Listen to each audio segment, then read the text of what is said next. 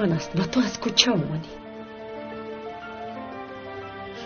تو حال خانه با oila تبدیل دادن چی بودنش را ناموخته‌ای؟ فکر میکنی از کارد و تخته و معمار عبارت است؟ oila تنها با عشق حقیقی برپا می شود.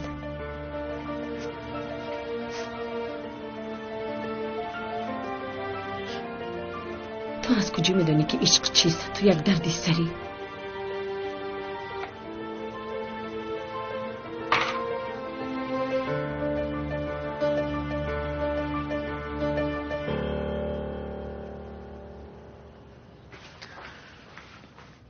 صبح بخیر. صبح بخیر دخترم. خانم گرامی نهاری آماده میکند. عزیز بیهان دستگیر شده است. در حقیقت؟ بله. خدایا شکر. عزیز بیهان دستگیر شده است. حبس کردن. این مشکلی پسی سر شده؟ بله. شکر خدا. در این خانه دیگر نمیستیم. نهاری امون رو در خانه میخوریم و فرزندانم خبر دهم تا که تیار شوند. به خدا که از آنه که در اینجا میستم راضی هستم که در کوچه آواره باشم.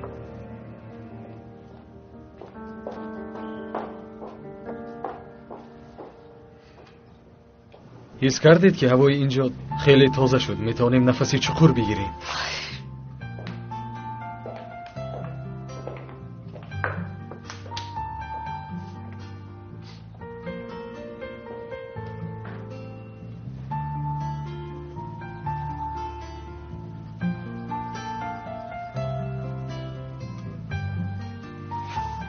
چیچک، چیزهایت رو جمع کن دخترم. میرویم؟ بله، حتی دیر کردیم. مادر، چرا با حسرت رفتاری خوب میکنید؟ او طورت از خود میرود.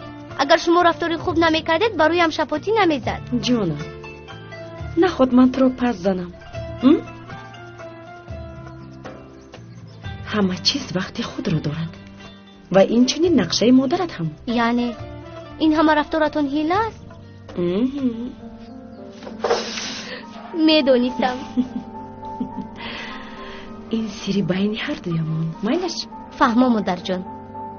من باشم در نزد حسد با شما رفتاری دغل میکنم. آفرین با دختره که مادرش. آفرین. چیزهایت رو جمع کن.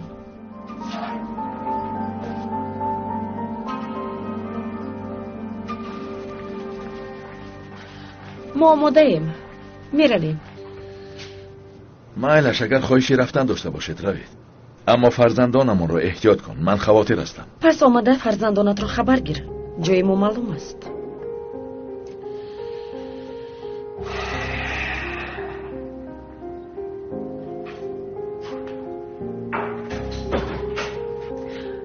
قادر، تو واقعا با مادرت مانند بوده ای؟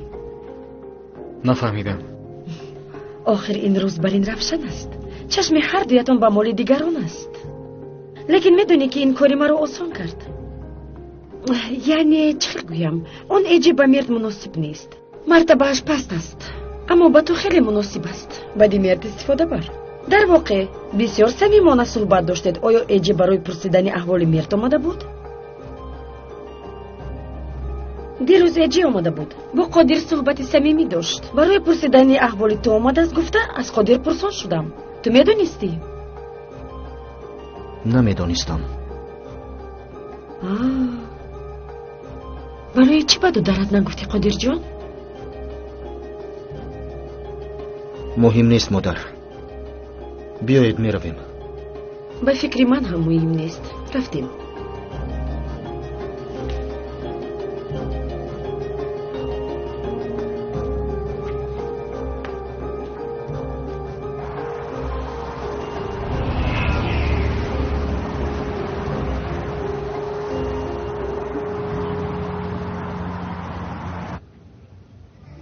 حیاتی 90 پیسند آمد. کمال، صبر میکنم. این روزها میگذرد. حقوق شناسای خوب دارم. در مدتی کوتاه از اینجا میبرایم. برای همین آنقدر خرسند نشو. به فکرم تو باید آنقدر خرسند نشوی. برای نبر آمدن چیزی که از دستم آید میکنم. کمال، من یگان کارم را ناتمام نگذاشتم. این را نیز نمیگذارم. من از اینجا خلاص شده کاری خودم را با دستان خودم تمام میکنم. برای همین با آیلت مزه زندگی خوب را بچش، لیکن این نه قدر دراز می شود. این را فراموش نکن. اگر به ناخون فرزندانم ضرر رسد تو را در اینجا میگرانم. گپ های خشک و خالی. این گپ ها را من بسیار شنیدم. آن شخصانی که این گپ ها را گفتند به مانند برگ خزان در نزدم نابود شدند. یگان تای آنها به من ضدیت نشان داده نتوانستند. تو هم نمیتوانی. فرزندانم برای من عزیز هستند و در دنیا هیچ چیزی از آنها بالا نیست. هرگز مرا مسنج، وگرنه تو را میکشم. من کارم را نیست نمیگذارم، به آخر میرسانم.